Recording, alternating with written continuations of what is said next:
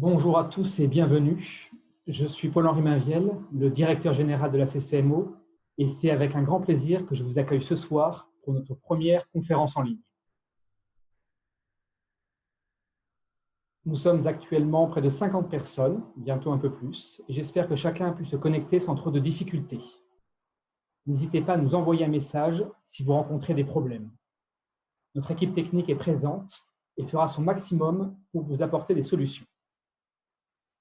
En effet, le format de cette conférence est nouveau pour nous également, et je vous prie de nous excuser si nous rencontrons quelques petits bugs. 2020 est une année très particulière avec l'épidémie de Covid-19 qui nous impacte tous. Nous devons en permanence nous adapter. À la CCMO, les équipes sont restées mobilisées depuis mars pour garantir la qualité de service à tous nos adhérents. Si vous avez le moindre besoin, n'hésitez pas à nous contacter par téléphone ou par email. Nous sommes présents à vos côtés. CCMO Mutuelle, je pense que vous connaissez tous. Nous sommes une mutuelle complémentaire santé et prévoyance, dont le siège est à Beauvais, avec des agences à Beauvais, à Creil, à Compiègne, à Amiens. Nous avons un très fort ancrage territorial, mais nous couvrons toute la France. Au total, 170 000 personnes nous font confiance et sont protégées en complémentaire santé et ou prévoyance par la CCMO. Nous sommes rassemblés ce soir pour parler du mal de dos, alors je ne vais pas m'attarder trop longtemps. Le tour essentiel de la CCMO sur le mal de dos a débuté en 2012, et pour ceux qui ne connaissent pas le dispositif, il s'agit d'un bus prévention santé qui sillonne la Picardie, l'est de la Normandie et le nord de l'Île-de-France, avec à son bord une équipe de professionnels pour répondre à toutes les questions du grand public sur le mal de dos. Dans ce bus, vous avez à disposition des fauteuils massants, de la documentation, une borne de sophrologie et un kinésithérapeute. Ce kiné vous reçoit, répond à vos interrogations et pratique également des massages. L'accès est ouvert à tous, adhérents et non-adhérents de la mutuelle. Je vous avoue que nous nous sommes beaucoup interrogés sur le maintien du tour en raison de l'actualité sanitaire, mais il nous a paru important de poursuivre nos actions et d'aller à votre rencontre. Le tour essentiel a donc pris la route le 22 septembre et prendra fin le 3 octobre. Je vous invite à aller sur le site internet de la CCMO pour connaître les villes et dates de passage.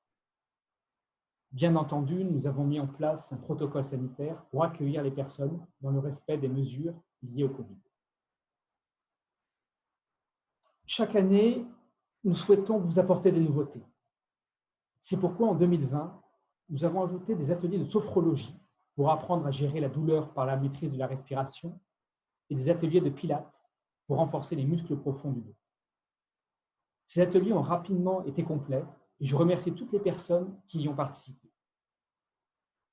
Cette année, nous avons également décidé d'organiser cette conférence sur Internet afin que chacun, où qu'il réside, et s'il n'a pas pu se déplacer, puisse s'informer sur ce mal du siècle qu'est le mal de dos.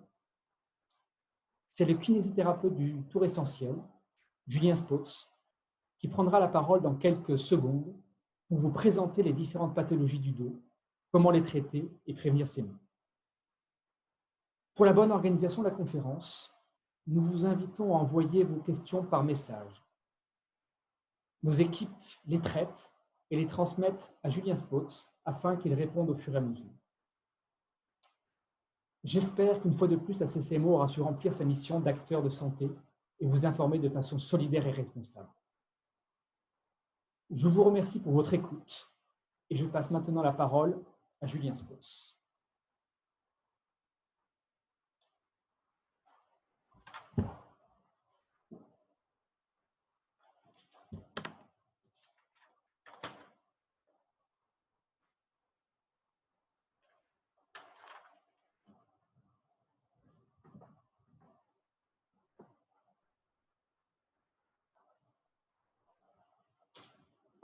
Bonjour à tous, je suis donc Julien Spotz, le kinésithérapeute de la webconférence ce soir. J'interviens sur le tour essentiel durant les bilates. Donc le thème de ce soir, le mal de dos, prévenir et combattre. On va essayer de vous présenter une webconférence qui va vous permettre déjà de comprendre un petit peu le fonctionnement du dos et de notre corps, parce que je pense qu'il est important pour pouvoir prévenir et combattre les douleurs, de comprendre un petit peu ce qui se passe. J'ai essayé de simplifier les choses, de faire clair, concis. Si vous avez des questions, n'hésitez pas, vous les posez via l'icône Q&R dans la barre d'outils. Vous posez vos questions et mon assistante me les transmettra. On fera des temps où on répondra aux questions un petit peu par partie, par chapitre, on répondra à toutes les questions qu'on a eues. Donc, n'hésitez pas à poser votre question. C'est quelque chose de dynamique et donc dans l'échange. Donc voilà, il y aura, en parlant de dynamisme, il y aura peut-être des parties où je vous demanderai de cliquer. Là, vous avez mon écran qui est en face de vous et vous avez une icône avec la caméra où vous me voyez. Donc, il y a peut-être des moments où je vous dirais de cliquer sur la caméra de façon à avoir la caméra en plus grand et l'écran en plus petit pour que vous puissiez mieux voir ce qui se passe. Donc, nous allons commencer. Alors, le plan un petit peu de la webconférence de ce soir, on va faire une petite introduction sur le mal de dos avec des chiffres surtout, et puis un petit peu d'où on vient. On aura une partie sur l'anatomie, une partie un petit peu plus sur les pathologies, les maladies du dos. On fera un zoom bien sûr sur les ports de charge, parce qu'on ne peut pas parler du mal de dos sans parler du port de charge, je pense, et on finira par le plus important et le plus interactif, les moyens de prévention, les moyens d'action qu'on a pour prévenir du mal de dos. Donc, le mal de dos. Mal de dos, tout le monde sait, c'est le mal du siècle. Pourquoi le mal du siècle? 80% des Français souffrent ou souffriront un jour du mal de dos, c'est-à-dire qu'une personne sur 10, un jour dans sa vie, se plaindra du dos. C'est la première cause d'accident de travail. Alors, quand on dit la première cause d'accident de travail, c'est la première cause dans les accidents de manutention qui, elles-mêmes, sont la première cause d'accident de travail. Donc, voilà. C'est une des premières causes de consultation médicale chez le médecin généraliste. Dans nos cabinets de kiné, ça représente aussi la partie la plus importante de notre travail. On peut constater ces dernières années que ça atteint de plus en plus les enfants. Alors, il y a certainement des explications, je pense qu'on en a. Il y a le mode de vie qui joue pour beaucoup, mais on va en reparler dans la diapo suivante. Donc, voilà, il faut juste noter que ça touche tout le monde, y compris les enfants. Et bien sûr, c'est un enjeu de santé publique, puisque qui dit beaucoup de consultations médicales, qui dit accident de travail, qui dit rendez-vous chez le kiné, dit imagerie, dit enjeu de santé publique, c'est un certain coût pour la santé. Alors voilà, cette petite diapo sur la bipédie, je vous ai parlé tout à l'heure que ça atteignait de plus en plus les enfants et puis qu'on serait 8 sur 10 à souffrir un jour du mal de dos.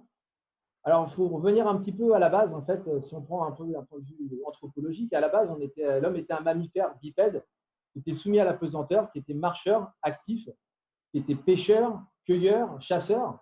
Donc, il n'y avait pas de voiture, il n'y avait pas d'écran, donc on était debout, on allait à la pêche, on allait à la chasse, on bougeait, on s'entretenait, on ne laissait pas notre corps sans mouvement.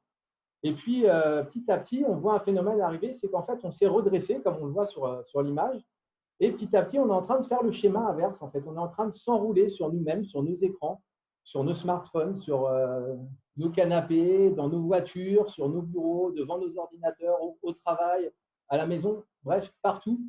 Le vrai problème, c'est la sédentarité, en fait. Donc, si on n'a pas une activité physique qui va compenser cette sédentarité, eh ben, le mal de dos, ce n'est pas 8 sur 10, ça sera 10 sur 10. Quoi. Donc, vraiment, il faut vraiment qu'on arrive à compenser cette station assise qu'on a de plus en plus. Donc, pourquoi, je vous ai dit tout à l'heure, ça touchait de plus en plus l'enfant. C'est pareil, à l'époque, les enfants, ils faisaient du vélo, ils allaient à l'école à pied. Ce n'était pas du tout le même mode de vie. Il n'y avait pas d'ordinateur, ils n'avaient pas de console de jeu, ils allaient jouer dehors. Donc, tout ça, il faut qu'on arrive à remettre un petit peu d'ordre et à garder quand même en tête qu'on est quand même fait à la base pour bouger et se muscler. Alors, on va parler un petit peu d'anatomie de façon simplifiée, juste pour voir un petit peu les éléments, et on va essayer d'en dégager les éléments importants qui vont nous intéresser par rapport au mal de dos. Alors, la colonne vertébrale, qu'est-ce que c'est que la colonne vertébrale? C'est divisé en 3-4 parties. Vous avez une première partie qu'on appelle le rachis cervical. Donc ça, c'est les vertèbres que vous avez au niveau cervical. Donc ça commence à la base du crâne, de l'occiput, et vous en avez 7. La 7e vertèbre cervicale, c'est à peu près la bosse que vous avez tous derrière au niveau du cou, là, la bosse qui ressort. Après, vous avez 12 vertèbres dorsales, donc, qui sont numérotées. C'est ce que vous voyez sur vos radios quand on vous dit que vous avez un pincement entre la T1, la T2, la T3, la T4. Ça, c'est les vertèbres thoraciques. Enfin, vous avez 5 vertèbres lombaires. Donc ça, sur vos radios, vos IRM, c'est ce qu'on appellera un petit peu L1, L2, L3, L4, L5. Tout le monde en a entendu parler, tout le monde a passé une radio un jour. Donc ça, c'est les vertèbres lombaires. En dessous des vertèbres lombaires, vous avez le sacrum, qui est un petit os triangulaire que vous voyez ici, qui va se terminer par le coccyx. Donc ça, c'est pour l'anatomie. Quand on regarde un petit peu notre squelette de profil, c'est ce que vous avez ici. Donc, on va dire que le devant, c'est là, et derrière, c'est vers le texte. Vous avez, on peut voir qu'on n'est pas droit. Il y a 3 courbures qu'on appelle des courbures physiologiques. C'est-à-dire que c'est dans les courbures qui sont normales et qu'on retrouve chez tout le monde. Au niveau du cou, vous êtes un petit peu creusé, comme ça. Puis, au niveau dorsal, un petit peu arrondi. Et enfin, au niveau lombaire, un petit peu creusé. Donc, ces 3 courbures qui sont physiologiques, elles ne sont pas là pour rien, elles ont un intérêt. Parce que si on était vraiment dans une rectitude parfaite, on serait beaucoup plus fragile. C'est-à-dire que la colonne vertébrale, elle est à la fois mobile et à la fois solide. Et c'est ces courbures vertébrales qui la rendent solide. Donc, on va faire un petit zoom sur les vertèbres et les disques, puisque tout le monde a entendu parler de disques au niveau de son dos. Donc, le rachis, c'est un empilement de vertèbres. Et entre chaque vertèbre, vous avez ce qu'on appelle le disque intervertébral, qui est ici matérialisé en bleu. Donc, si on zoome sur ce disque intervertébral, qu'est-ce que c'est? En réalité, c'est un amortisseur. Alors, c'est un amortisseur qui est… Alors, ce n'est pas de l'os, c'est un fibrocartilage. C'est un petit peu comme gélatineux, comme une gelée d'eau. Et vous avez au milieu de ce disque un noyau. Voilà, un noyau qui est là. Donc, autour, vous avez, c'est un anneau, comme je vous ai dit, fibreux, un petit peu gélatineux. Donc, souvent, d'ailleurs, on dit, tiens, en vieillissant, je me tasse. Ce n'est pas qu'on se tasse, et en réalité, ça vient de là, ça vient de ce disque intervertébral, puisqu'en vieillissant, on perd 1/5 de sa hauteur. Donc, vous imaginez, si on multiplie par tous les disques, ben, ça représente à la fin quelques centimètres. Donc, on ne perd pas 10 cm, mais il est possible, effectivement, de perdre 1-2 cm en vieillissant. Alors, concept de la pince à linge. Je voulais vous parler de ça pour justement, j'ai dit qu'on allait essayer d'être concret et d'être pratique. Donc, je vous ai mis ici, sur votre droite de l'écran, vous avez 2 vertèbres lombaires qui sont matérialisées avec au milieu un petit ressort. Donc, je vous ai dit que l'amortisseur, c'était le disque. Et en parallèle, je vous ai mis une pince à linge. Alors, pourquoi? Voilà. Je vais faire sur moi. Donc, si vous voulez, vous pouvez cliquer sur l'écran de façon à agrandir un petit peu ce qui se passe et voir un petit peu mieux. Donc, en fait, mes vertèbres de dessus et d'en dessous sont matérialisées par ma pince à linge et mon doigt qui est au milieu représente le disque. Donc, vous imaginez bien que dans cette position, ce n'est pas très douloureux, mais au bout d'un moment, je vais quand même avoir envie d'écarter et de libérer mon doigt. Et bien, c'est exactement ce qui se passe au niveau du disque intervertébral. Quand on est assis longtemps, un petit peu enroulé, un petit peu en flexion sur ses vertèbres lombaires, c'est-à-dire la position qu'on a à peu près tous, quand on est un petit peu avachi, enroulé devant son écran, dans son canapé, et bien, le disque, au bout d'un moment, il souffre un petit peu. C'est comme mon doigt dans la pince à linge, il a envie, mon disque, un peu, qu'on vienne le libérer. Donc, ce qui va nous permettre de libérer le disque, qui va faire l'action de mes doigts, là, et ben, c'est nos muscles. Donc, c'est pour ça qu'il est important d'avoir une activité musculaire et d'avoir un renforcement suffisant pour pouvoir libérer un petit peu ce disque de temps en temps. Je vous parlerai également un petit peu plus tard de ce que j'appelle les mouvements compensatoires. C'est-à-dire, quand je suis longtemps assis, c'est quelque chose qu'on fait instinctivement sans le savoir. Vous allez avoir l'explication de pourquoi on fait ça. En fait, quand on est assis longtemps, quand vous êtes fléchi longtemps, au bout d'un moment, vous avez envie, quand vous descendez de voiture, de vous mettre un petit peu en extension et de vous étirer. Et bien là, à ce moment-là, c'est votre disque qui est pincé dans la pince à linge là, qui vous dit ça serait bien que tu me libères un petit peu. Donc voilà, c'est ce qui se passe au niveau anatomique. Alors, on a parlé des os et un petit peu des articulations de nos disques. On va parler un petit peu des muscles parce qu'on en parle beaucoup depuis le début, donc on a vu que les muscles, c'était important.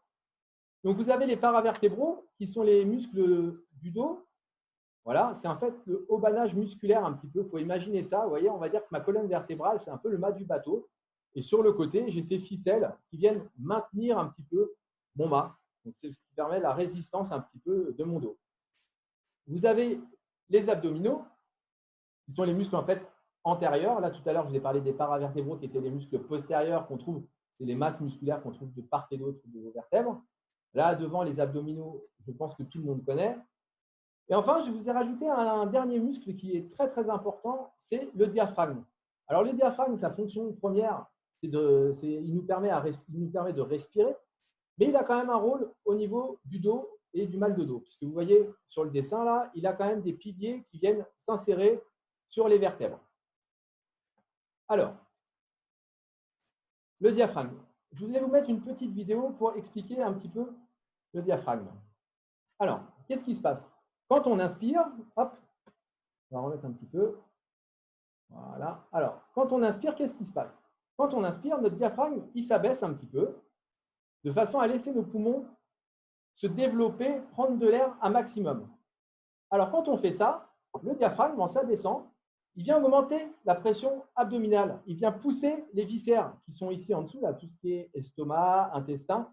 Il vient pousser ces viscères, il vient les mettre en pression, ce qui fait que ça crée une pression dans l'abdomen. Et cette pression, elle va être intéressante pour stabiliser le rachis.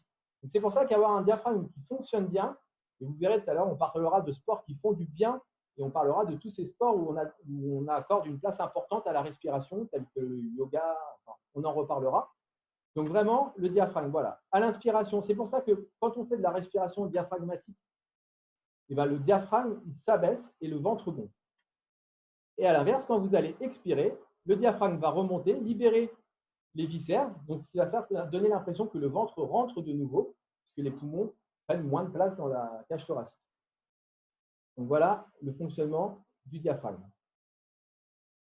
Donc si je répète, quand j'inspire, je prends de l'air, je gonfle la cage thoracique et je gonfle le ventre. Et quand je vide mes poumons, ma cage thoracique, mon ventre se rentre. D'où l'intérêt de temps en temps, sans faire d'exercice, ne serait-ce que de se prendre une petite pause.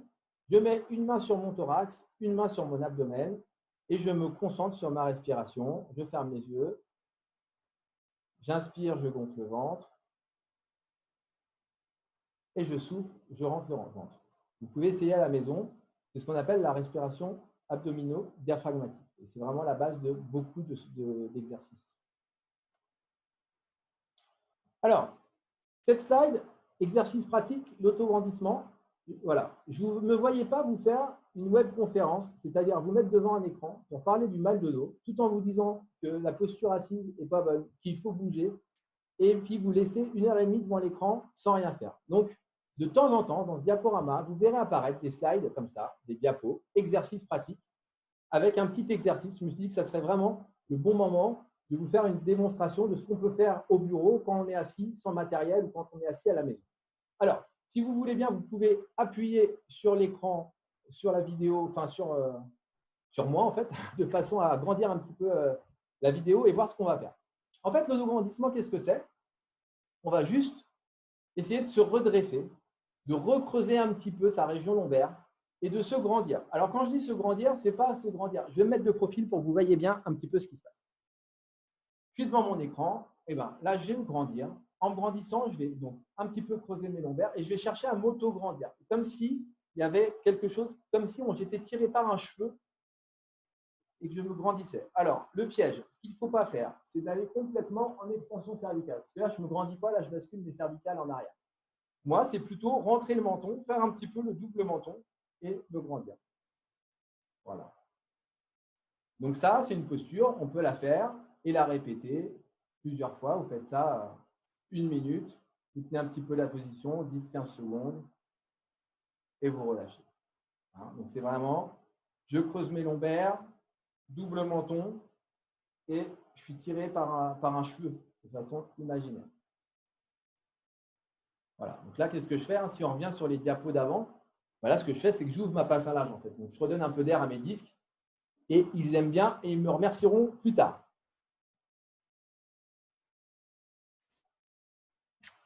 Donc, on va parler maintenant un petit peu des pathologies du dos. Alors, la lombalgie. La lombalgie, qu'est-ce que c'est? La lombalgie, c'est une douleur au niveau de la région lombaire qui peut irradier, bien sûr, vers la fesse et vers la cuisse. Alors, l'origine de cette lombalgie, elle peut être multiple. Elle peut être osseuse si vous avez une fracture, un tassement, de l'ostéoporose. Ça peut être discale, un pincement, une hernie. On va en reparler tout à l'heure. Ça peut être articulaire avec de l'arthrose. Malheureusement, en vieillissant, on sera tous un petit peu, nos cartilages vont s'user, on aura un petit peu d'arthrose. Alors, l'arthrose, c'est ce qu'on appelle aussi les becs de perroquet sur les radios ou les ostéophytes. Les douleurs, elles peuvent être ligamentaires. Ça peut être des douleurs musculaires, des contractures, des déchirures. Enfin, je ne l'ai pas noté, mais l'origine de la lombalgie, elle peut aussi être inflammatoire avec des maladies inflammatoires telles que la spondylarthrite ankylosante. Alors, nous, le tour essentiel et cette webconférence, on s'interroge et on parle plus de la lombalgie commune. Alors, la lombalgie commune, qu'est-ce que c'est? C'est le lumbago, le tour de rein. Alors, c'est quelque chose qui touche tout le monde, on a vu, n'importe quel âge, même les enfants peuvent être touchés, surtout avec nos nouveaux modes de vie.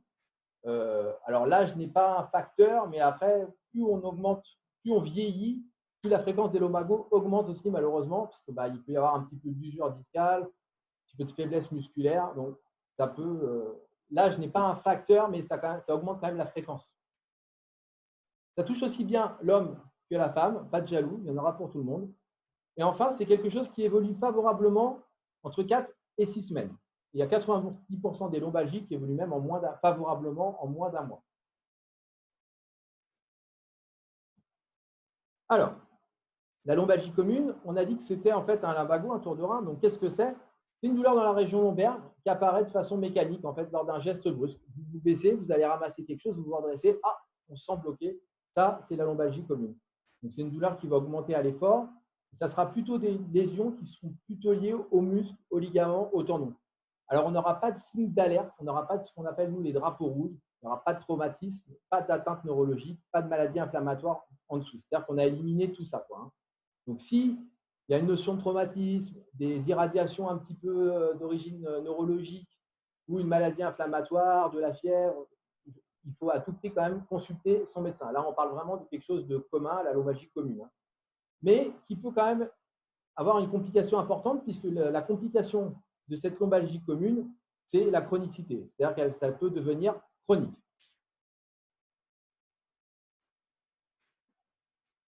Alors, en parlant, qu'est-ce qui fait que la lombalgie va devenir chronique?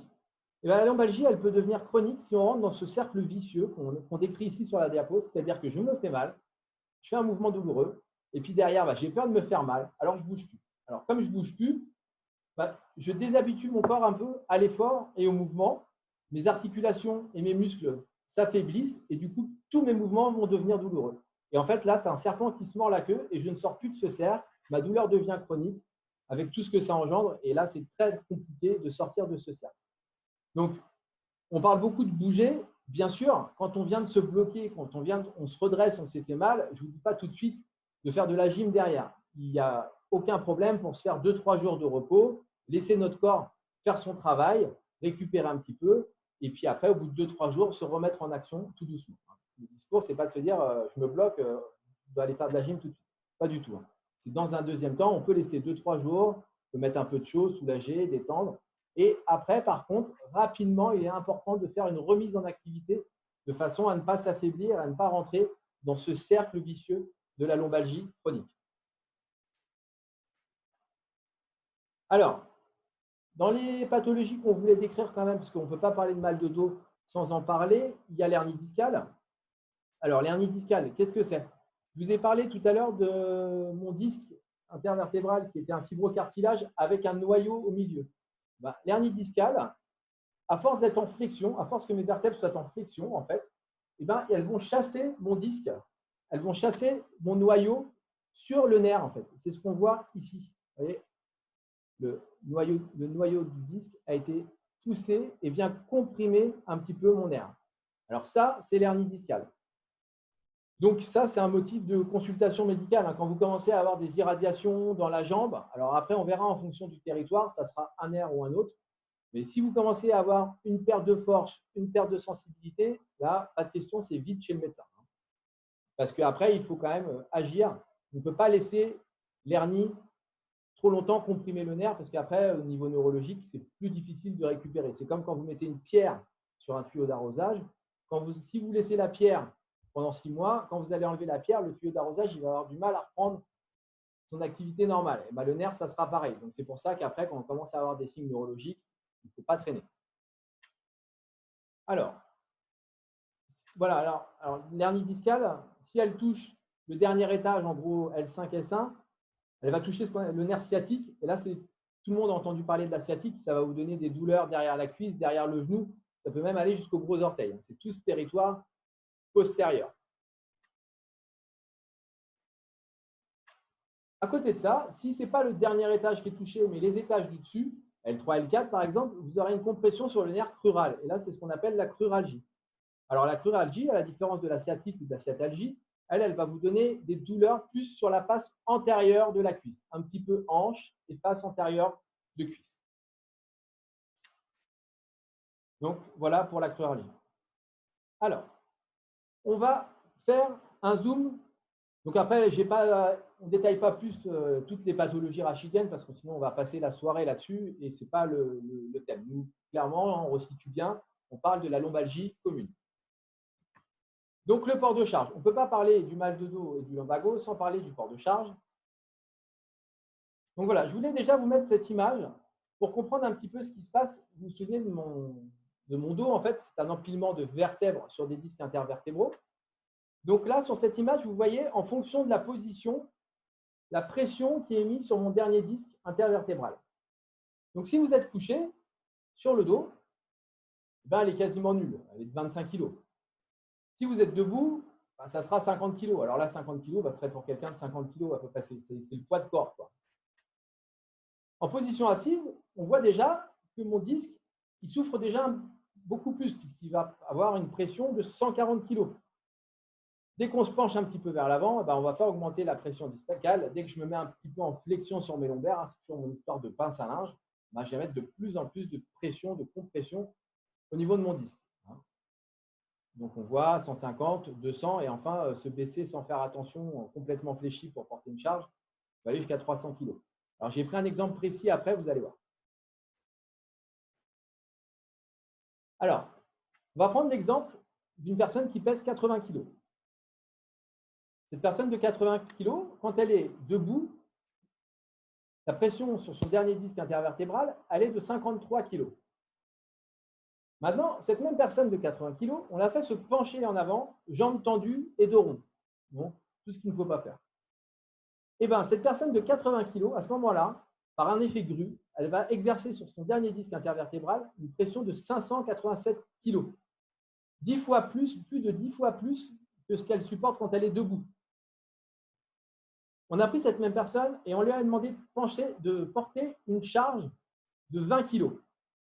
Et bien, en portant une charge de 20 kg, elle double encore la pression qu'elle exerce sur son dernier disque. Elle va exercer 1027 kg sur son dernier disque. Et enfin, on a demandé à cette personne de porter cette même charge, mais en la prenant de plus près. Vous voyez, on a raccourci la distance par rapport au port de la charge. Et là, elle n'exerce plus qu'une pression de 330 kg.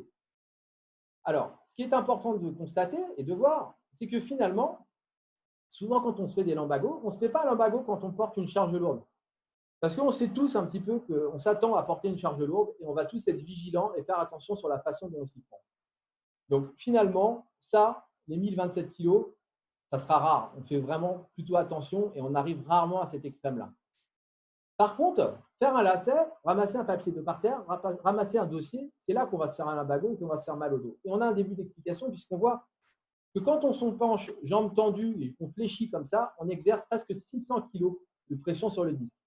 Donc finalement, si je ne fais pas attention, je serai plus néfaste en faisant mon lacet qu'en portant une charge de 20 kg correctement. Donc vraiment, je vous montrerai tout à l'heure des choses. Il faut vraiment être vigilant sur ces gestes anodins qui nous entraînent en flexion lombaire de façon importante. Sur le côté droit, vous voyez un petit peu les dessins de ce qui se passe un petit peu et de comment l'hernie discale survient. Vous voyez là, en jaune, c'est mon noyau qui est matérialisé avec mes fibres en blanc. Et vous voyez, lorsque je vais en flexion, mon noyau est chassé vers l'arrière pour ressortir. Et une fois que toutes les fibres sont cassées, c'est irréversible, mon noyau est sorti et il ne rentrera plus. C'est ce qu'on appelle l'hernie discale. Voilà. Alors, par rapport au port de charge, quand on porte une charge lourde, on va rappeler un petit peu la méthode, ce qu'il faut faire. En fait, ce qu'il faut avoir en tête, c'est l'haltérophile. En fait. L'haltérophile, comment il s'y prend? Eh bien, il met ses fesses en arrière, il garde sa courbure lombaire, vous voyez, c'est lombaire bien creusé, la charge bien proche. Là, voilà, il maintient sa courbure lombaire, la charge bien proche, et il va lever son poids. Donc, si on résume, comment on porte une charge lourde, comment on porte une charge tout court, on la porte au plus près possible on la met au plus près possible.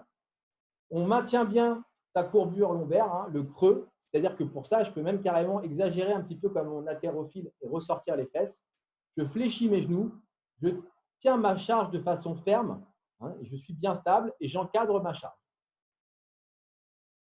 Donc voilà, ça c'est un rappel. Normalement, on fait tous à peu près attention. Et comme je vous ai dit, généralement, on se fait mal, c'est sur des gestes anodins. Et vous vous souvenez pourquoi? Puisque finalement, même sur un geste anodin, on va exercer quand même une compression sur notre disque de 500 kg.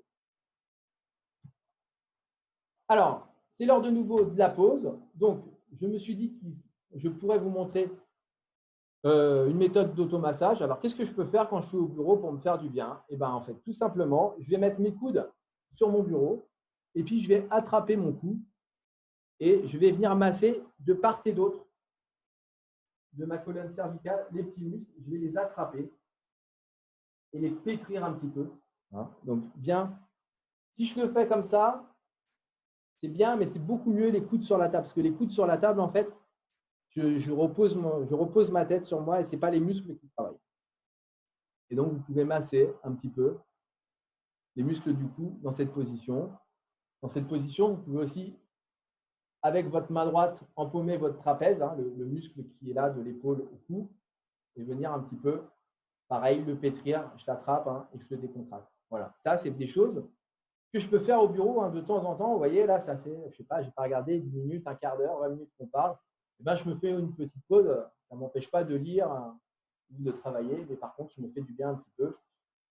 Et toujours pareil, mon corps me le rendra. Hein. Donc, voilà. Après, je fais main gauche, j'empaume l'épaule droite. Et je détends un petit peu mes muscles. Voilà. Alors, on en parlera tout à l'heure, mais moi, je vais faire aussi une petite pause pour boire un coup. On verra que l'hydratation, elle a aussi un rôle important.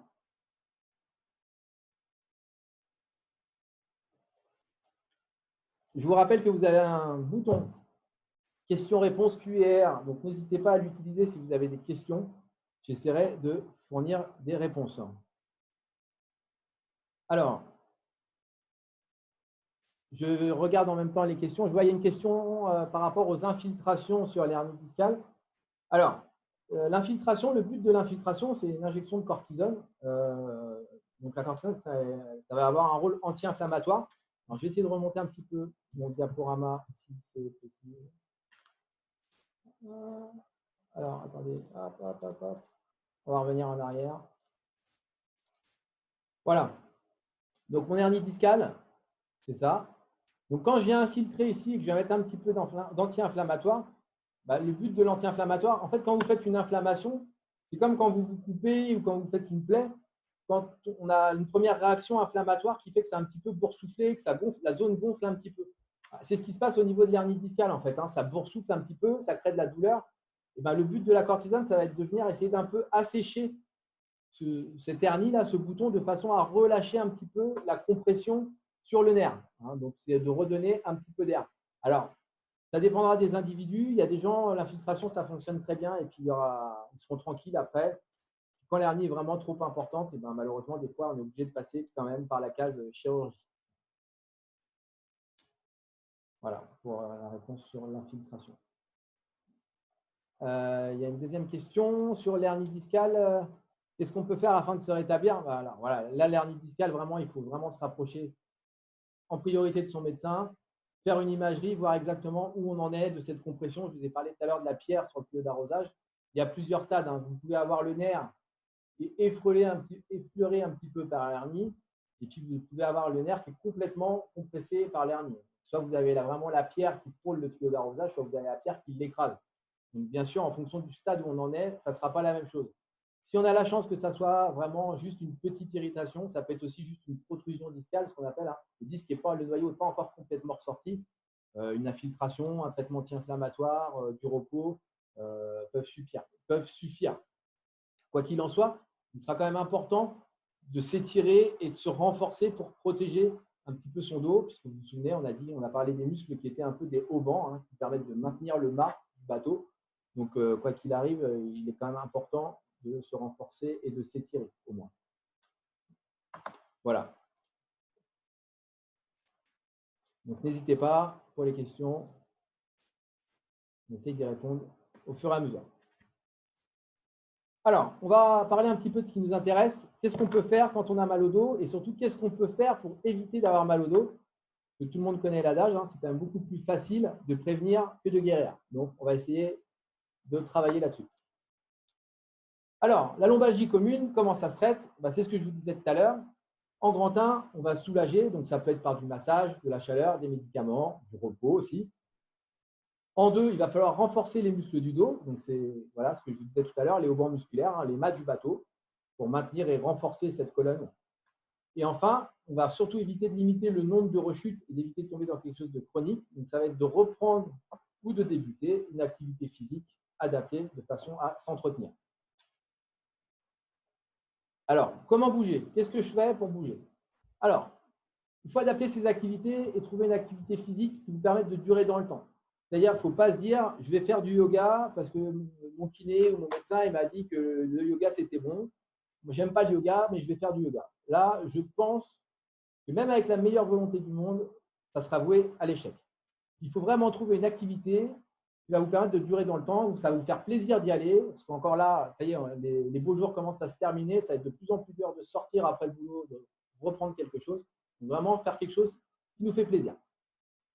Il faut trouver une activité qui ne vous réveille pas trop de douleur après. Et surtout une activité où vous allez pouvoir augmenter la charge de façon graduelle et progressive. Hein. C'est-à-dire vraiment, je reprends progressivement. Je ne passe pas de je ne fais rien du tout, je suis dans mon canapé, à je vais courir 2 heures ou je vais faire 4 heures de vélo. Vraiment, je commence de façon graduelle.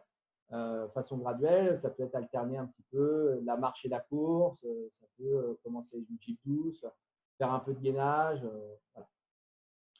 Et alors, enfin, les études qui montrent que ceux qui restent actifs malgré les douleurs récupèrent mieux et plus vite. Et surtout, ils font moins de rechutes. Vraiment, il faut bouger. Alors, quelques idées de sport. On a parlé du yoga. Il y a le pilate qui est très bien, qui permet de travailler à la fois sur la respiration, donc le muscle du diaphragme, qui permet de travailler la musculature profonde, puisque c'est des postures. Donc, vous allez travailler, quand vous faites des postures, vous allez travailler sur votre endurance musculaire, sur les muscles de la posture. Donc, c'est très bon. Il y a la marche. Alors, la marche, très bien. Encore mieux si c'est de la marche nordique avec les bâtons, parce que le fait d'avoir les bâtons, si vous marchez au bout d'un moment, vous allez avoir tendance à vous fléchir. Si vous avez les bâtons, ça va vous forcer à vous tenir droit, à vous gainer un petit peu. Donc, la marche est très bien. Si on peut faire la marche avec les bâtons, la marche nordique, c'est encore mieux. Alors, la natation, je précise bien, dos crawlé, parce que la brasse, malheureusement, je sais que tout le monde sait nager la brasse, mais la brasse, ce n'est pas ce qu'il y a de mieux. Le mieux, c'est d'avoir une activité où on a une rectitude, c'est-à-dire où le dos, on le tient droit. Donc, ça sera le dos crawlé. Ça peut être avec une planche. Je mets la planche devant, je m'allonge dans l'eau et je fais des battements. Ça peut être de l'aquagym, ça peut être du qigong. Alors, c'est une activité qu'on voit beaucoup apparaître ces derniers temps, le qigong, c'est pour ça que je fais mis. Alors, le qigong, c'est une activité un petit peu pareille comme le yoga. Voilà, c'est une inspiration comme ça où ça travaille à la fois sur la posture et la respiration. Alors, attendez. Hop. Alors, j'ai essayé de résumer un petit peu des exercices, faire un petit peu le tour d'exercices que vous pouvez faire qui sont intéressants. Alors, l'idée…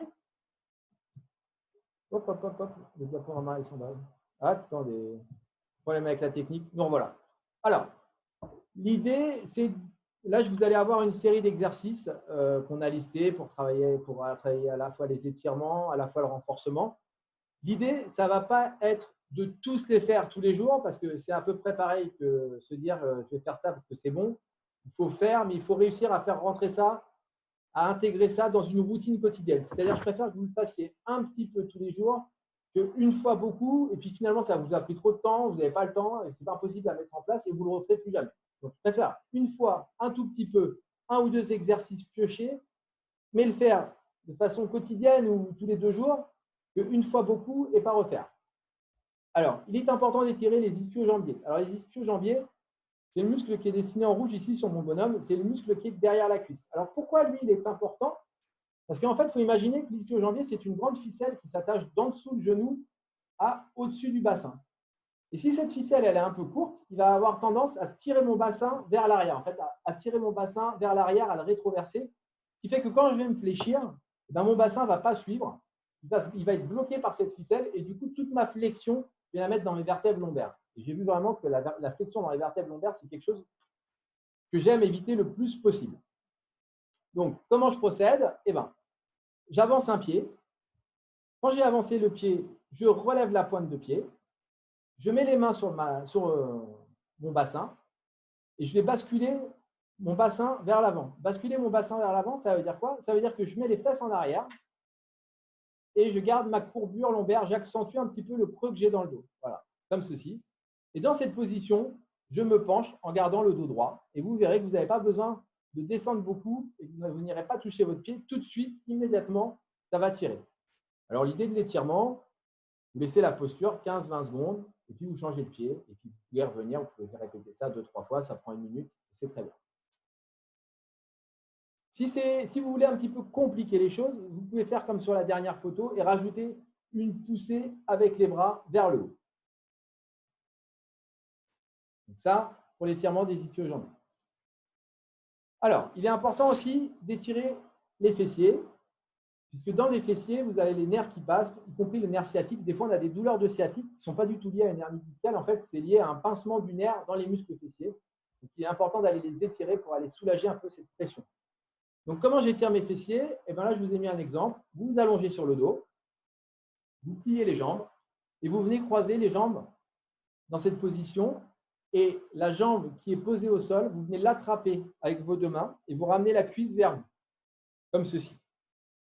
Et là, vous verrez, vous aurez un étirement au niveau de la fesse. Pareil comme l'ischio-jambier, vous étirez 15-20 secondes et vous relâchez. Bien sûr, vous faites des 2 côtés et vous pouvez répéter 2-3 fois la manœuvre. Alors, on a étiré derrière, on a étiré les fessiers. Il faut maintenant étirer le quadriceps. Alors, le quadriceps, c'est le muscle qui est devant, ici, devant la cuisse. Donc, comment j'étire mon quadriceps? Eh bien, soit debout, j'attrape ma jambe et je ramène le talon vers la fesse. Alors, quand je ramène le talon vers la fesse, vous voyez, que ce soit mon petit dessin ou le sujet qui nous a fait la démonstration, je me rajoute quelque chose pour être bien stable. Pour être en appui, il ne faut pas être château branlant. Il faut être vraiment stable. Et je viens étirer mon quadriceps. Donc, toujours pareil, 15-20 secondes, j'étire d'un côté, de l'autre, et je répète la manœuvre plusieurs fois. Alors, l'étirement du psoas. Alors, le psoas, c'est un muscle important aussi dans la lombalgie.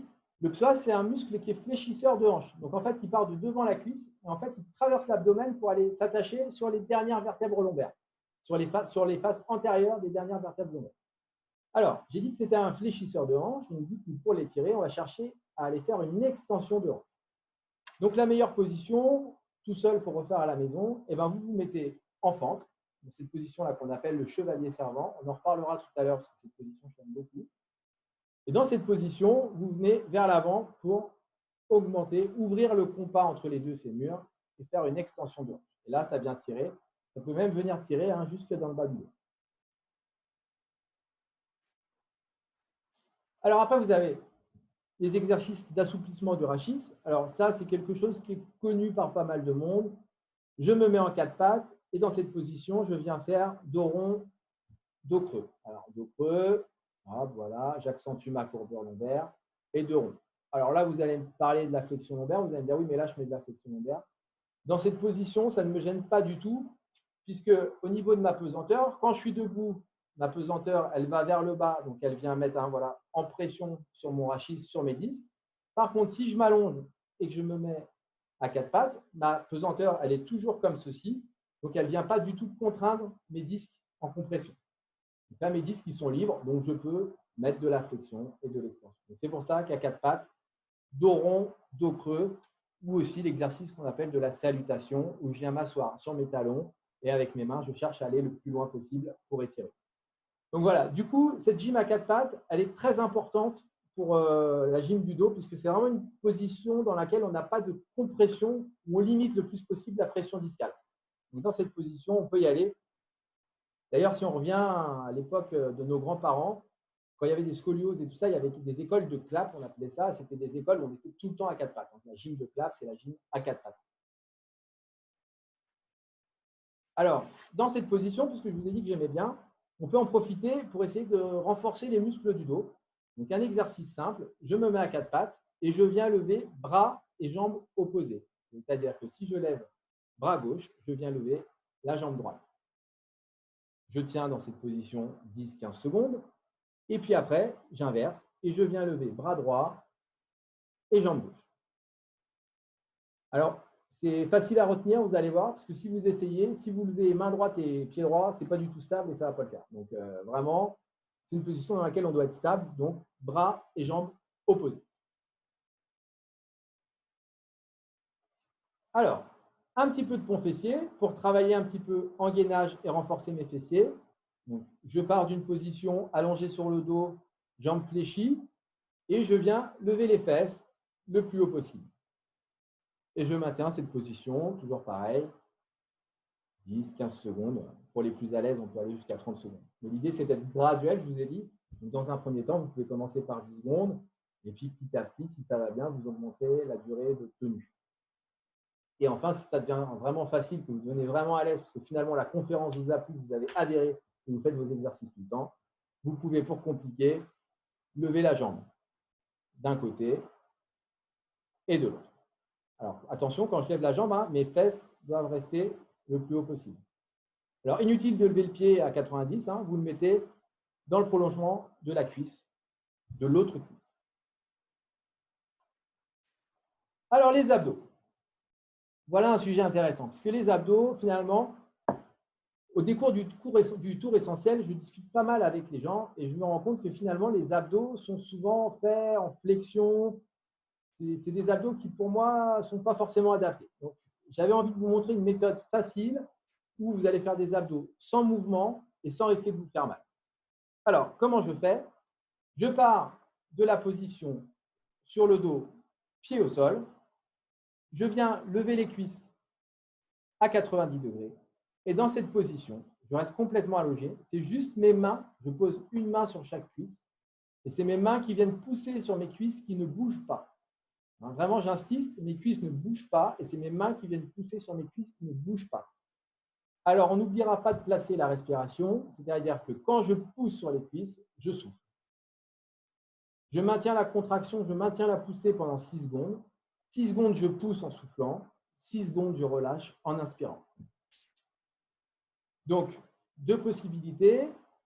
Soit je fais les deux mains, soit je fais une main sur chaque cuisse pour travailler les muscles des abdos dans leur globalité. Soit je veux travailler plus spécifiquement les obliques et je vais venir pousser avec les deux mains sur la même cuisse. Donc, c'est-à-dire que je pousserai avec mes deux mains, par exemple, sur ma jambe gauche, toujours dans la même position, les cuisses à 90. Et je maintiens la poussée 6 secondes en soufflant.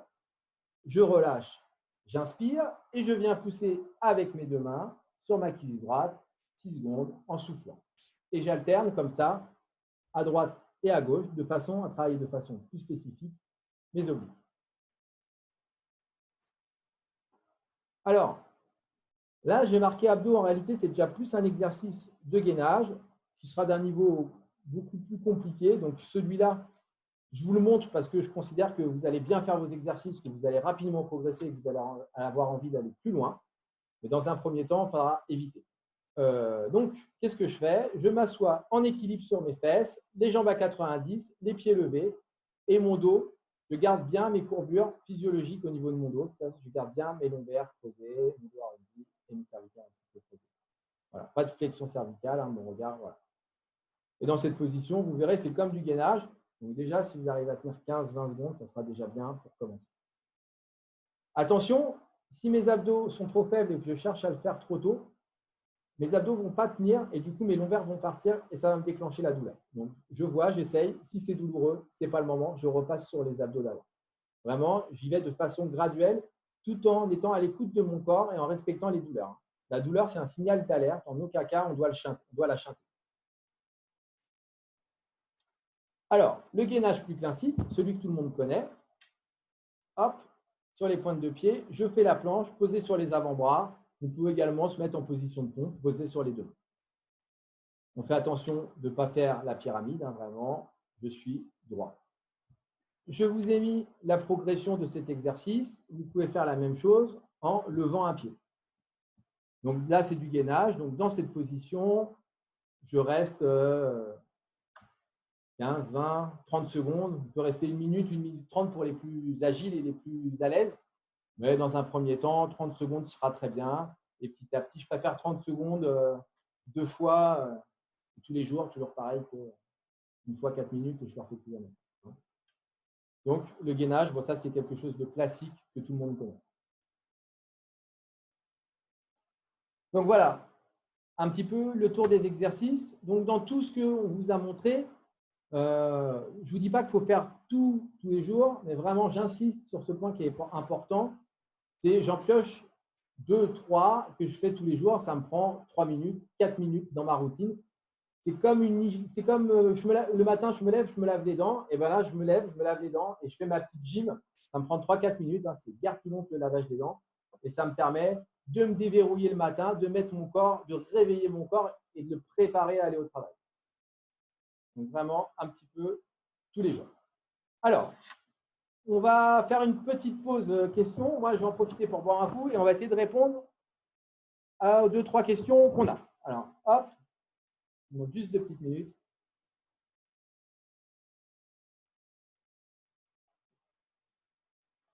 Alors, on a une question sur l'hernie par rapport au sport compatible et à éventuellement plus ou moins la course à pied. Alors, toujours pareil, tout dépend du stade de l'hernie, si c'est juste une protrusion ou une hernie. Les sports conseillés, ça sera plutôt la natation sur le dos, tout ça pour renforcer, pilates. La course à pied, il faut voir un petit peu comment ça va réagir. Si c'est une grosse hernie, j'ai peur que ça soit compliqué. Sinon, il est possible de courir, mais alors vraiment de façon graduelle et progressive. C'est-à-dire, je m'explique, vous n'allez peut-être pas avoir l'impression de courir, mais la première fois, j'y vais. Déjà, je commence, je me fais un quart d'heure de marche. Et puis, suite à ce quart d'heure de marche, je vais faire un test sur 5 minutes. Je vais faire 5 fois 1 minute de marche, 1 minute de course. Donc, 1 minute, je cours, 1 minute, je marche. Alors, quand je dis 1 minute, je cours, 1 minute, je marche, je cours en endurance malgré tout, même si c'est qu'1 minute, je sais. Ce n'est pas une séance de fractionné, c'est-à-dire je cours souple, cool, 1 minute, et puis 1 minute de marche. Et puis je répète 5 fois. Et je vois un petit peu, à la suite de ça, je fais mon petit quart d'heure de marche pour faire la fin de séance, retour au calme. Et puis je vois un petit peu ce que ça donne le soir et le lendemain. Si le lendemain, ça réveille trop de douleur, malheureusement, je pense que la course à pied, ce sera compliqué. En tout cas, il ne faudra pas aller au-delà de 7 minutes de marche, 1 minute de course. Par contre, voilà, je fais 5 fois 1 minute de marche, 1 minute de course. Je fais un petit quart d'heure de marche avant, après. Le lendemain, je me réveille. Je suis pas trop mal, ça va plutôt bien. Je n'ai pas de douleur. Et ben à ce moment-là, le lendemain ou même j'y retourne. Et puis, je vais essayer d'augmenter. Je vais peut-être faire 8 fois 1 minute de course, 1 minute de marche. Toujours pareil, un petit quart d'heure avant, un petit quart d'heure après. Et puis, je vois ce que ça donne. Si ça va bien, je vais augmenter encore de façon graduelle. Alors, augmenter de façon graduelle, ça peut être 10 fois 1 minute de course, 1 minute de marche, ce qui serait pas mal. Il ne faut pas être trop impatient si vraiment on a envie de retourner sur la course à pied. Et puis, petit à petit, comme ça, j'essaierai après de passer sur des 2 minutes de course, 1 minute de marche, que je ferai 3 fois, 4 fois. Et petit à petit, comme ça, j'allonge pour arriver à faire peut-être un quart d'heure de course d'un bloc. Alors, il ne faut pas être impatient. Hein. Vraiment, c'est des programmes qui se font… les remises, quand on remet quelqu'un à la course à pied, c'est vraiment sur un mois et demi. Si on veut reprendre de façon durable et pas se reblesser. Alors, les gens, c'est toujours compliqué parce qu'on a l'impression qu'on fait 1 minute de marche, 1 minute de course, surtout si on a un ancien coureur à pied, on a l'impression de ne pas courir. Mais c'est vraiment la condition pour remettre son corps en contrainte, que son corps se réhabitue un petit peu à ses contraintes. Donc voilà, par rapport au sport compatible. Et puis après, vraiment tout ce qui est natation. Et puis, je peux alterner mes séances de course avec des sports qu'on appelle portés, qui peuvent être la natation ou le vélo. Donc voilà. Alors, vélo, je fais attention à la position, j'essaye de ne pas être trop fléchi. Alors, si c'est du vélo de route, ça va être compliqué, mais si c'est du vélo pour aller se promener, ben, je peux montrer un peu le bidon pour être un peu plus droit sur mon vélo. Alors, il y avait une autre question par rapport aux douleurs lombaires. Est-ce qu'on peut faire de la gym douce et du vélo d'appartement? Oui, oui et oui. Un grand oui. Alors, tout dépend, bien sûr, si c'est juste mal au lombaire. Il faudra éliminer avant tous les drapeaux rouges dont on a parlé, la maladie inflammatoire, la fracture, le tassement. Voilà. Et une fois qu'on a tout éliminé, si c'est juste de la lombalgie commune, c'est un grand oui. Et au contraire, il faut reprendre l'activité. Donc, la gym douce, le vélo d'appartement, parfait. Alors, vélo d'appartement, bien sûr, pareil, progressif et graduel. Donc, vélo d'appartement, au début, je mets la résistance au minimum. Je pédale, vraiment, je mouline, tranquille, je fais tourner les jambes. Et puis, voilà, j'évite d'être trop affalé sur mon vélo. J'en profite pour me tenir bien droit pour faire une petite séance de gainage posture en même temps. Alors, étirement sportif. On nous demande de nous baisser pour toucher nos pieds. C'est donc mauvais? Bah ouais, franchement, c'est pas terrible. Moi, l'étirement, je préfère l'étirement des ischios comme je vous l'ai montré. Quand on voit, par exemple, un footballeur mettre le pied sur la main courante et venir se mettre en flexion lombaire, moi, ça me fait mal parce que surtout si c'est tous les jours, au bout d'un moment, ça ne va pas le faire. Pour rappel, on va juste revenir un petit peu en arrière. Hop, hop, hop. Si la technique veut bien. On y travaille, on y travaille. Ça vient, ça vient. Ah! Voilà, quand je vais toucher mes pieds, c'est ça. Donc, c'est pour quelqu'un de 80 kg, 600 kg de pression sur le disque. Alors, mettre 600 kg de pression sur un disque pour venir étirer les ischios, moi, je ne suis pas fan. Je préfère m'inspirer de l'haltérophile et partir sur un étirement comme ça, où vraiment, essayez-le. Je ramène la pointe de pied vers moi, les mains sur le bassin, je bascule mon bassin en avant. Donc, ça veut dire fesses en arrière, dos creusé. Et en maintenant les fesses en arrière et le dos creusé, je me penche en gardant le dos droit. Et ben, vous allez voir, vous n'avez pas besoin de vous baisser beaucoup, ça va vite tirer. Vraiment, aller toucher ses pieds, c'est bien pour faire un test, c'est bien comme ça. Ce n'est pas parce que vous allez toucher vos pieds 3 fois que vous allez vous faire mal. Mais vraiment, si c'est à la longue et si c'est dans la pratique sportive, je pense qu'il y a mieux que ça à faire. Donc voilà. Je pense qu'on a répondu à peu près aux questions qu'il y avait. À moins qu'il y en ait d'autres qui soient arrivés entre-temps. Alors, des conseils pour soulager ou éviter le craquage du cou. Alors, le craquage du cou. Alors, le craquage, je ne sais pas quoi vous dire par rapport au craquage. Le craquage, un crack sans douleur, moi, ça ne me gêne pas trop. En fait, ce qui est embêtant, c'est quand ça craque et que ça occasionne une douleur. Après, si c'est quand vous tournez la tête que ça craque et que ça n'occasionne pas de douleur, pour moi, il n'y a pas de problème. Un craquement, on va commencer à s'y intéresser quand il génère une douleur. Donc voilà, par rapport au craquement, je sais que c'est une question qui revient souvent. Un craquement sur douleur nous interpelle et il faut s'en occuper. Un craquement sans douleur, voilà, il n'y a pas de choses particulières. Alors, il y avait une question pour soulager le mal de genou. Alors, soulager le mal de genou, il faudrait me préciser un petit peu plus la question parce que là, du coup, je ne vais pas trop savoir quoi vous répondre. Soulager le mal de genou, ça dépend un peu si c'est une douleur inflammatoire, mécanique, arthrosique. Donc, si vous voulez, je veux bien essayer de répondre, mais il faudrait préciser un petit peu plus par rapport à la douleur. Alors, donc, on répète, un peu tous les jours, c'est mieux qu'une fois longtemps. On se lave les dents et ben on pense à faire ces 2-3 minutes de gym tous les jours. C'est toujours mieux de faire 2-3 minutes tous les jours que de ne pas en faire. On a l'impression de rien faire, mais c'est toujours mieux que celui qui ne fera rien. Alors, je voulais vous dire un petit mot sur l'hydratation. L'hydratation, c'est très important par rapport à toutes nos douleurs et par rapport à notre fonctionnement du corps humain. Notre corps humain, c'est 60% d'eau. Et vous voyez que, par exemple, nos muscles sont composés à 80% d'eau. Nos os, 31%. Donc, vous imaginez bien que sur toutes les douleurs ostéo-articulaires et tendineuses, parce que souvent on parle de tendinite et tout ça, l'hydratation sera un facteur important. Ça sera un facteur important. Je vous ai dit tout à l'heure, le disque, c'est un fibrocartilage, c'est un peu comme une gelée d'eau. Donc, si on commence à être déshydraté, cette gelée d'eau, elle va être plus cassante, elle va être beaucoup plus fragile. Donc, vraiment, boire, c'est important. Par rapport aux muscles et aux tendons, je vous ai parlé de l'incidence de l'hydratation sur la tendinite. L'image qu'il faut avoir en tête, c'est la pâte à modeler. Vous prenez un pot de pâte à modeler, vous le laissez ouvert, il se dessèche, il est déshydraté. Vous allez sortir la pâte à modeler déshydratée. L'image, c'est que la pâte à modeler, c'est du muscle. Vous prenez la pâte à modeler, vous tirez dessus, elle ne va pas beaucoup s'allonger, et dès que vous allez forcer un petit peu pour l'allonger, elle va casser, elle va être cassante, elle va s'esquinter, elle va s'abîmer, elle va s'effilocher.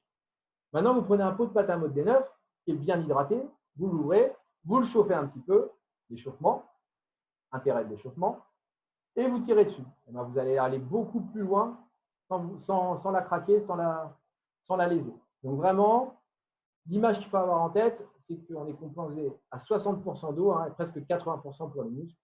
Et vraiment avoir cette image de pâte à modeler. Si la pâte à modeler, elle est déshydratée, elle est cassante et elle va être plus fragile. Donc, intérêt de l'hydratation. Alors, l'alimentation. Voilà, j'étais obligé de faire un point quand même sur l'hydratation et l'alimentation. Je ne peux pas vous donner de conseils et passer à côté de ça. Bien sûr, toujours mes histoires de compression discale. Plus on va être lourd, plus nos articulations et nos disques intervertébraux ils vont subir une contrainte de compression importante. Vous comprenez bien que la pression qui est exercée sur mon dernier disque intervertébral, elle va être différente si je fais 50 kg ou si j'en fais 80. Donc, l'idée, c'est d'être…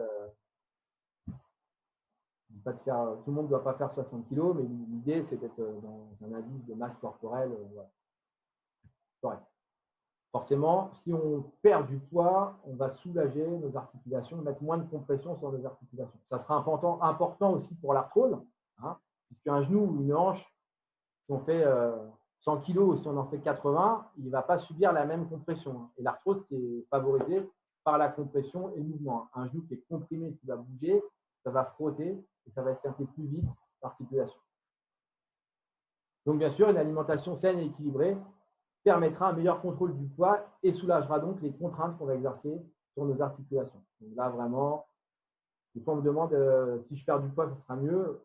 Oui, sûrement, si vous perdez du poids, il y aura forcément, c'est mécanique. Une perte de poids va entraîner une contrainte moindre sur vos structures ostéo-articulaires. Hop. Alors, un mot sur le stress. Le corps et l'esprit. Alors, on parle souvent du corps et de l'esprit, mais le corps et l'esprit, moi, je pense que ce n'est pas le corps et l'esprit ET, c'est le corps et l'esprit EST. C'est-à-dire que tout le monde connaît cette articulation. J'en ai plein le dos. Quelqu'un qui est stressé, ça ne sera pas sans conséquence, ne serait-ce que sur ces tensions musculaires. Souvent, les gens stressés, beaucoup de tension au niveau des fixateurs d'omoplates, les muscles entre les omoplates. Voilà. On a mis une petite image là pour moi qui reflète parfaitement. Quand vous êtes stressé, votre corps il l'exprime d'une façon ou d'une autre. Donc vraiment, le corps et l'esprit, c'est deux choses qu'on ne peut pas scinder et ça interagit l'un sur l'autre. Alors, on va parler un petit peu des conseils sur la vie quotidienne, des postures. Je vous ai dit tout à l'heure, les lambagos surviennent finalement souvent lors de gestes qui paraissent anodins, comme ramasser un objet au sol ou faire son lacet. Donc, comment je fais pour faire mon lacet ou pour ramasser un objet au sol si je ne peux pas me fléchir complètement? L'idée, c'est de se mettre en chevalier servant, la position qu'on appelle du chevalier servant. C'est-à-dire, voilà, c'est cette position-là, un genou au sol, en fente avant. Et bien là, je peux venir faire mon lacet sans problème. Un genou au sol, fente avant. Le fait d'ouvrir, imaginez les deux fémurs comme un compas. Le fait d'ouvrir ce compas va verrouiller mes lombaires et va donc limiter la flexion lombaire. Et donc, je me ferai beaucoup moins mal pour faire mon lacet, pour nettoyer quelque chose au sol, ramasser un dossier ou que sais-je encore. Donc, vraiment, la position du chevalier servant, très importante. Même si vous devez bricoler quelque chose, bricoler une prise ou je ne sais pas quoi. Donc ça, c'est très important.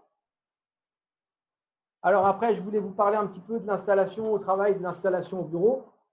La position idéale quand on est assis au bureau, quand on travaille. Alors, c'est déjà d'avoir un siège avec un dossier sur lequel on peut s'adosser. Je m'adosse sur mon siège. Les jambes fléchies, les cuisses fléchies par rapport au buste à 90-110 degrés, c'est-à-dire je vais éviter d'être trop fermé sur mon angle. Donc, quand je suis assis, 90-110 degrés, c'est-à-dire que je suis adossé sur mon dossier et je ne vais pas venir trop fermer mon angle, parce que si je ferme mon angle, il y a quand même aussi pas mal de vasculaires, de vaisseaux et de nerfs qui passent au niveau des plis inguinaux, des plis de la hanche, et si je viens mettre trop de compression, ça va être inconfortable au bout d'un moment.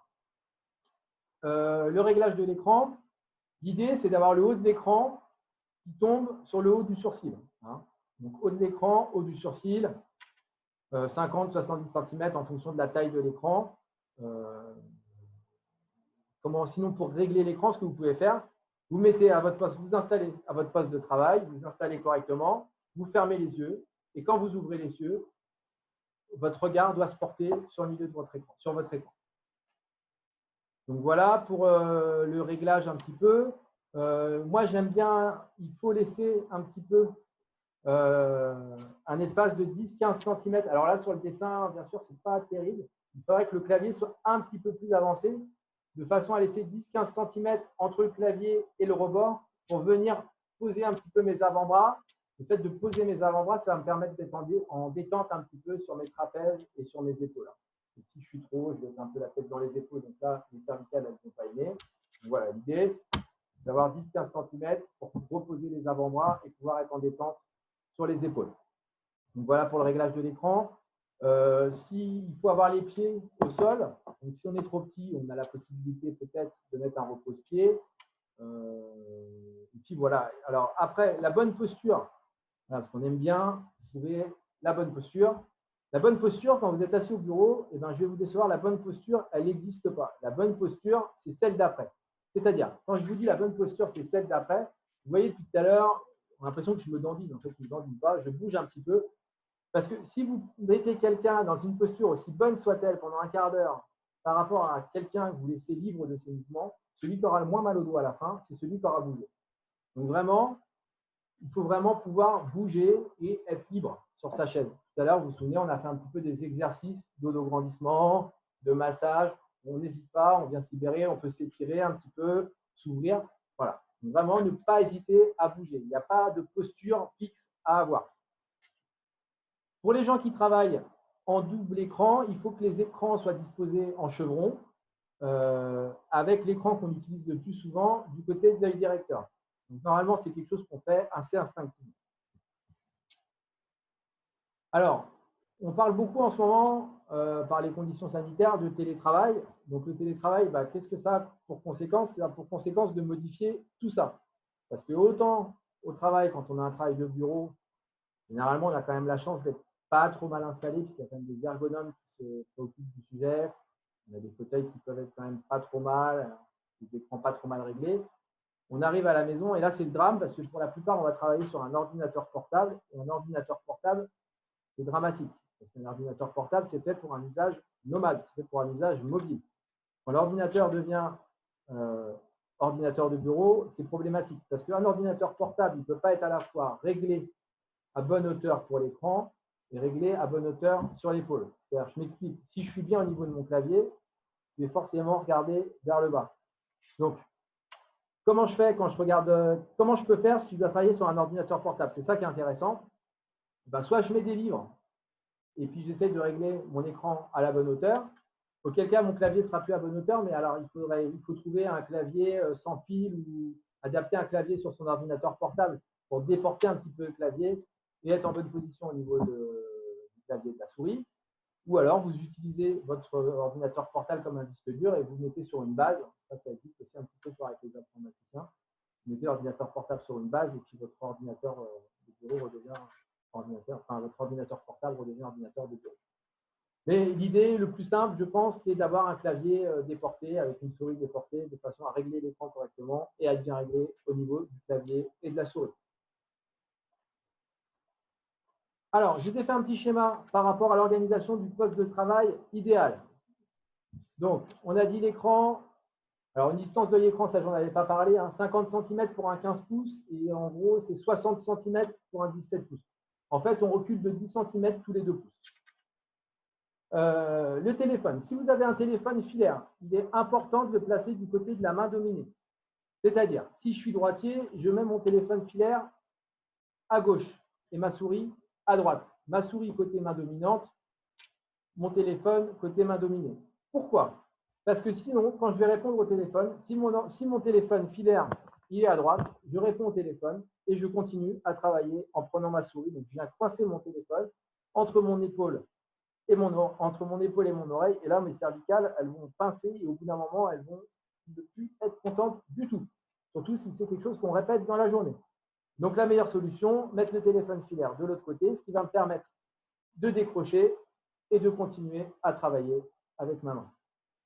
Une autre solution serait d'avoir, si votre téléphone filaire est à droite et ne peut pas bouger de place, ben vous prenez un casque et vous travaillez avec un casque qui vous permet d'avoir une main libre et de continuer à travailler tout en répondant au téléphone. On a vu qu'il y avait les 10-15 cm entre le clavier et le rebord du bureau.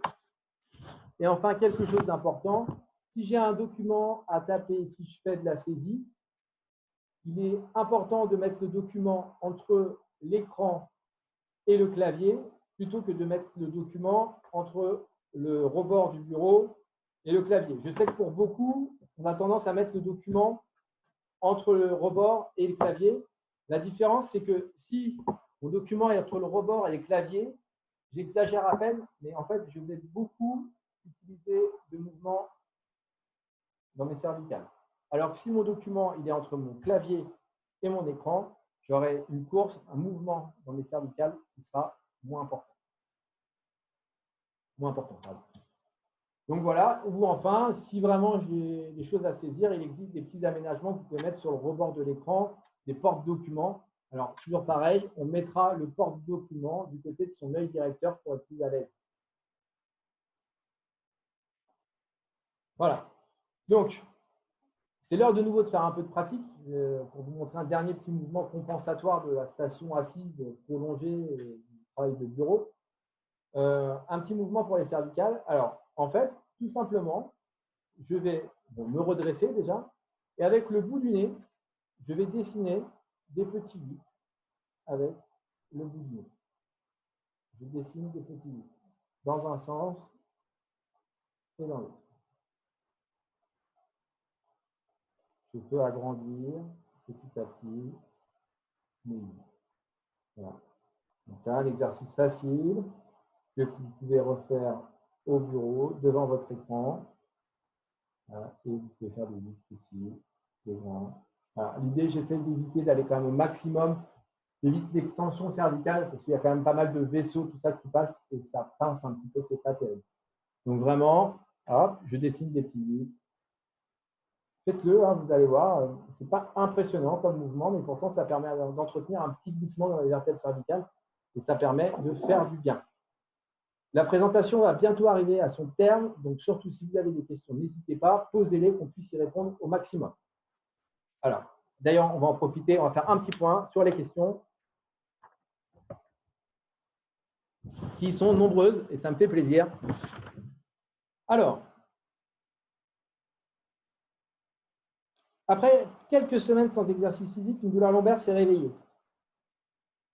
Y a-t-il un lien? Car dans notre esprit, mal de dos égale repos. Eh bien, oui, il y a un lien parce que malheureusement, dès qu'on arrête un petit peu.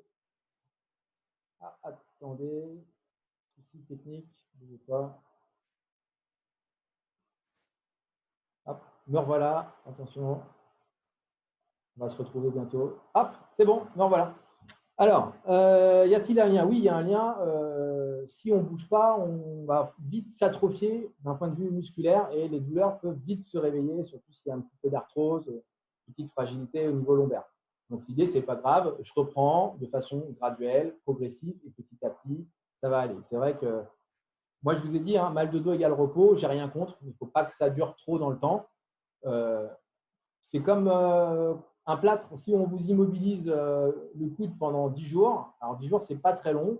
Au bout de 10 jours, je vous enlève le plâtre, et ben, vous êtes de nouveau raide au niveau du coude, même si vous n'avez rien, et vos muscles ont fondu. Hein, malheureusement, les muscles fondent beaucoup plus vite, et c'est beaucoup plus dur de les récupérer que de les perdre. Alors, est-ce que les abdos montrés durant la conférence préservent le périnée? Oui, si vous faites attention à la respiration. Il n'y a pas de souci, c'est des choses vraiment, c'est des choses qui sont douces et on va en douceur. Donc, aucun souci par rapport à ça. Une question, j'ai mal au dos lorsque je fais le ménage, des conseils? Oui, c'est une bonne question. On n'en a pas parlé. C'est vrai que j'ai eu l'exemple la semaine dernière, lors du tour essentiel, d'une dame qui est venue et qui me disait qu'elle avait mal au dos en passant l'aspirateur. Alors, comment je peux faire? Alors, je vais peut-être me lever tout en restant dans le cadre. Hop! Quand on passe l'aspirateur, si vous êtes les pieds joints et que vous vous penchez en avant, ben là, vous allez amener beaucoup de flexion lombaire. Maintenant, alors vous ne voyez pas mes jambes, mais si je fais une petite fente avant, un pied devant, l'autre derrière, et là, je viens passer mon aspirateur, là, je serai beaucoup plus confortable. C'est comme quand j'ai des travaux à faire longtemps devant mon évier où je vais rester en station debout prolongée. Eh ben, c'est ce que je vous ai expliqué tout à l'heure, le fait d'ouvrir le compas entre les deux fémurs, de mettre une jambe devant et l'autre derrière, va venir verrouiller un petit peu, protéger la région lombaire. Donc, par exemple, lorsque je fais mon ménage, quand je passe l'aspirateur, au lieu d'être les pieds joints et penchés en avant, je vais mettre une jambe devant, l'autre derrière. Je vais me mettre pas en fente, mais juste un petit peu une jambe devant, une jambe derrière. Et là, je serai beaucoup plus à l'aise pour passer mon aspirateur. Alors, pour l'utilisation des deux écrans, pouvez-vous expliquer la position des chevrons? Alors, ce que j'appelle en chevron, c'est-à-dire, je vais me mettre de face. C'est-à-dire que vos écrans, ils ne doivent pas être l'un à côté de l'autre comme ça. Ils doivent être un petit peu en chevron. Ils ne doivent pas être comme ça, à plat. Ils doivent être un petit peu en pointe, comme ça, en chevron. Et on placera l'écran qu'on utilise le plus du côté de son œil directeur. L'œil directeur, oui, il y a une question sur l'œil directeur aussi pour savoir comment on détermine son œil directeur. Alors, c'est assez simple. Hop, je vais vous montrer. Vous pouvez le faire à la maison. Il faut juste être deux. Et avec un petit peu d'aide, vous pouvez réussir. Vous prenez une feuille de papier, format A4. Vous la pliez en deux. Hop. Vous allez découper un tout petit cercle, donc un demi-cercle en réalité, dans la feuille. Hop. Ce qui fait que quand vous allez la déplier, il va y avoir un trou dedans. Et vous allez, bras tendus, regarder dans le trou. Et bras tendus, lorsque vous regardez dans le trou, la personne qui est devant vous va voir apparaître qu'un seul œil dans ce trou. Et bien, ça sera votre œil directeur. L'œil qui apparaît dans le trou à ce moment-là sera l'œil directeur. Donc, bras tendus, je regarde dans le trou, je vois apparaître un œil, c'est l'œil directeur. Donc là, il faut vous faire aider de quelqu'un. Après, pour les chasseurs, ceux qui font du ball trap, qui vont à la fête foraine, c'est l'œil avec lequel on vise, l'œil directeur. Alors, il y a une question également sur le « je souffre du dos, que dois-je faire pour aller voir un kinésithérapeute ?» Alors, si vous voulez aller voir un kiné, vous avez besoin d'une ordonnance. Il faudra une prescription médicale pour être remboursé par la Sécu et la mutuelle. Du coup, je vais en même temps répondre parce qu'il y avait une autre question sur les séances de kiné, savoir si c'était remboursé ou pas. Donc, je vais répondre en même temps aux deux questions. Donc, si vous avez mal au dos, que vous voulez voir un kiné, il vous faut passer quand même par la case médecin. Si le médecin vous donne une ordonnance, vous prescrit de la kinésithérapie, vous prenez rendez-vous avec votre kiné et avec l'ordonnance, vous serez remboursé intégralement 60% par la Sécu, sécurité sociale, et 40% par la mutuelle. Donc, ce sera pris en charge complètement. À l'inverse de l'ostéopathe que vous pouvez aller voir sans prescription médicale. Donc, vraiment important d'aller voir son médecin, parce que déjà, le médecin, ça va permettre d'éliminer un petit peu tous les drapeaux rouges, tous les signes qu'on a vus autres. Et si vraiment c'est de la lombalgie commune et que vous faites prescrire des séances de kiné, c'est pris en charge après Sécu mutuelle. Alors, en conclusion, la conclusion sur la lombalgie commune, souvent on parle de kinésithérapie et j'ai voulu voir décortiquer un petit peu le mot parce qu'on pense kiné, on pense massage, mais ce n'est pas que ça. Et vous avez vu que la part de la gym d'entretien et préventif, c'est important. Donc, si on tronçonne l'étymologie du mot kinésithérapie, vous avez kinésie qui veut dire le mouvement et thérapie, le soin. Donc, le soin dans le mouvement. Donc là, on est vraiment le rôle du kiné à plein dans la lombalgie commune. Le meilleur traitement, c'est le mouvement. C'est une formule connue, mais qu'il était important de répéter. Pour finir, je vous remercie à tous de votre participation. J'espère que vous aurez appris des choses, plein de choses si possible, et que vous en retiendrez des choses, surtout que le fait de comprendre, vous aurez compris certaines choses qui vous aideront à mieux prévenir, à mieux combattre le mal de dos. Pour rappel, le Tour Essentiel reprend sa route dès demain. Demain, nous serons à Pontoise.